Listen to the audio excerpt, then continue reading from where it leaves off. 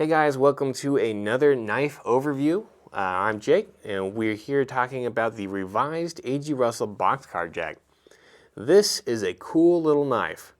Now the Boxcar Jack is what's known as a hobo pattern knife. The term hobo has changed over the years, but back in the day, during the Great Depression, it just meant traveling worker. Great Depression, huge economic slump. A lot of people lost their jobs and lost, work in their hometowns. So they had to travel. Men would travel to find work, building bridges and railroads and whatever work they can find. And so they were known as hobos, traveling workers. And this became a very popular pattern because, you had to eat on the go. You had your fork, and in this case, a bottle opener and a knife. Some patterns also include a spoon. AG always felt that if you needed a spoon, you could just drink out of the can because it was typically some sort of soup or something. And that reduces weight and it just makes a slimmer form factor. You add a spoon to this and it's going to get bulky. But this is known as a hobo knife. W.R. Case has actually trademarked the term hobo knife.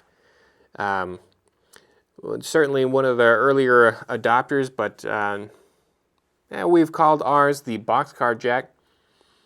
The boxcar was one of the prominent forms of transportation for hobos. Now the really cool thing about this knife is it comes apart. That way you can have your knife and fork. Now I close the knife because it's safer to do it that way. Open the fork because we have ours designed so that the fork will lock it shut so it does not open when the fork is shut. So open the fork up. And in this case, we're actually going to, let me show you the back here. Now the fork side, we're going to push that side down and the other side is going to come up. So you can see how it's spread apart there. And then we just wiggle that apart. Comes right apart there, so you have your two halves. And then you have your fork and knife, and then you can eat dinner. Super cool. You got two different halves here. Well, sorry, I'm going different ways. There's the brown bone, and you can see here we have the pins and the receptacles. Now, one of the things we revised is right here, there is a small little spring, and that kind of really locks it in. So when we have the knife shut, and you can do it open, but it's safer to do it shut. You put those pins into the receptacles here. And then you just slide that back together, just like that. And then when the fork is shut, the entire thing is locked shut. You can't slide it. It doesn't slide. It's locked shut. No jiggle, no ringing or annoying clicking or anything like that. That's one of the big reasons I don't wear keys on my belt loop. I just find the clicking and jingling annoying. So super glad that this is a solid lockup. Now the blade itself is a slip joint, so don't stab things with it, I guess. Just use it like a normal knife. Now we got a ton of different variants. We got yellow Delrin, green G10, black G10, white bone, smooth white bone, smooth brown bone, and now the rest are a burled oak that we've added a dye to. So these ones are a reddish sort of pink color. And these ones are a blue. Well, the main color will be blue, but there'll be bits of red, there'll be bits of purple as it blends in with the red. Really cool knives. So here we have the yellow Delrin, and you can see the fork here. You have a nice fork. It's sharp, but not crazy sharp. You can get it nice, and it's got plenty of space here to sink into whatever food you need. You got a bottle opener, fully usable, and the bottle opener is what locks it shut.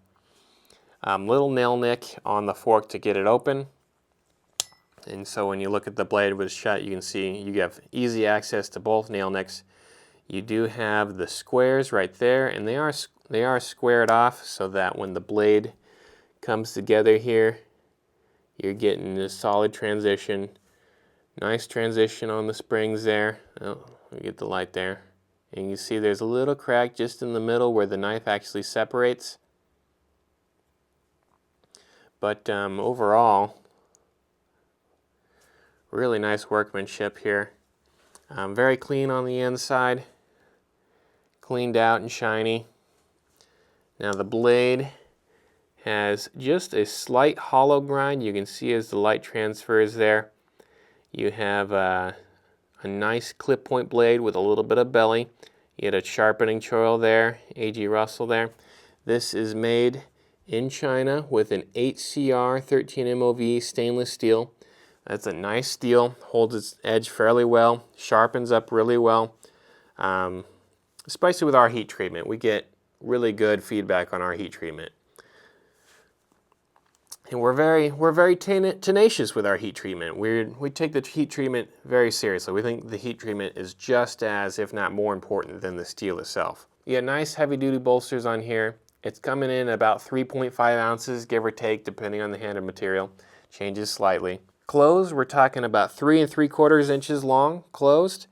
The fork is about 3 inches total, and the blade is going to be 3 1/4 inches.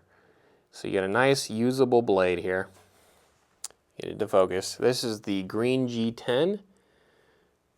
Kind of a solid, little bit darker green, but not crazy dark.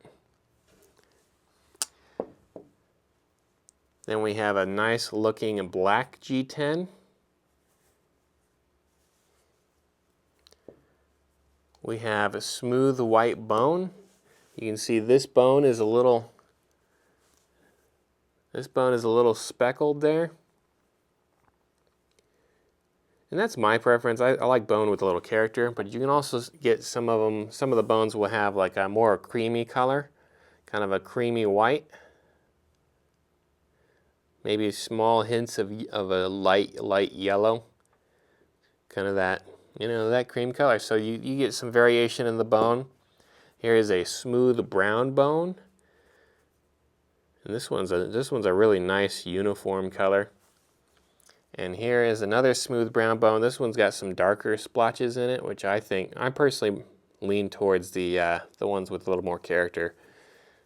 And I'm going to show you 3 variations of the red, pink, blue oak.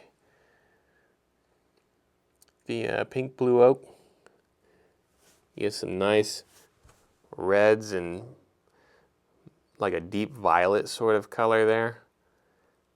Some interesting burl lines. Here's another one. That's a really unique. That's part of the wood. That's not a cracker or a scratch or anything. Get some deep red lines in there. This one is really pink, almost like a red. It's like a pinkish red. It's kind of red with bits of violet and blue in there.